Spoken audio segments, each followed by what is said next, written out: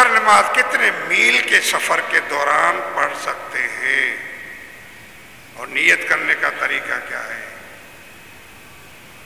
آج کل تو کلومیٹر ہے، ہم نے تو میل پڑھا ہے۔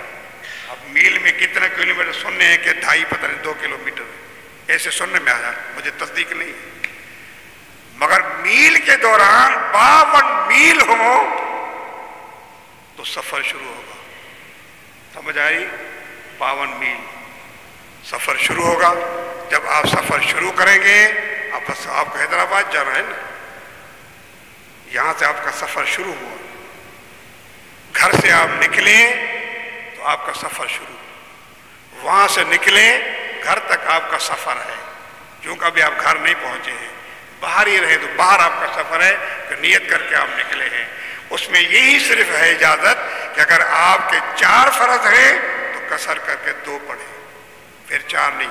اگر کوئی سمجھے کہ عبادت ہے تو گناہ ہو جائے گا، کبیرہ گناہ، صغیرہ نہیں، کبیرہ گناہ ہوگا۔ اور ایک جگہ کو علماء لکھا ہے تعریف قرآن ہے، قرآن کا انکار ہے، جب اللہ نے آپ کو سہولت دی ہے تو آپ کیوں نہیں لے رہے؟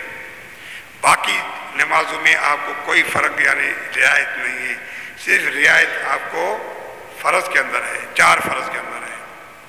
اب آپ کی نماز اگر وہاں قضا ہو گئی سفر میں، گھر میں آ گئے تو وہ جو آپ نے سفر کیا اس میں جو قضا ہوئی اس کو ادا کرنا ہے، تو گھر میں بھی سفر والی نماز پڑھنی ادا کرنی ہے، وہ سفر والی نماز پڑھنی ہے۔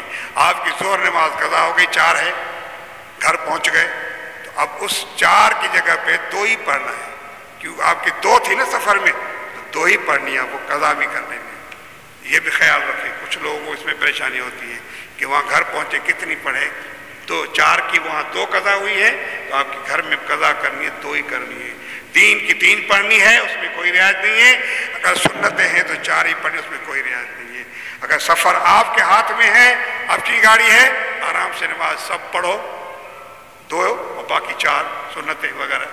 اگر نہیں اور پرائی گاڑی ہے تو پھر آپ مجبور ہیں فوری سے فرض پڑھ لو، چلے جاؤ، جب آپ کو وقت ملے تو ادا کرو، نہیں تو معاف ہے، مگر وتر پڑھنا پڑے وہ واجب ہے۔ یہ ہے سفر کا اور اس کا مسئلہ۔ تو دوستو اللہ سے دعا ہے اللہ ہمیں آپ کو سب کو عمل کی توفیق عطا فرمائے۔ وما علینا الا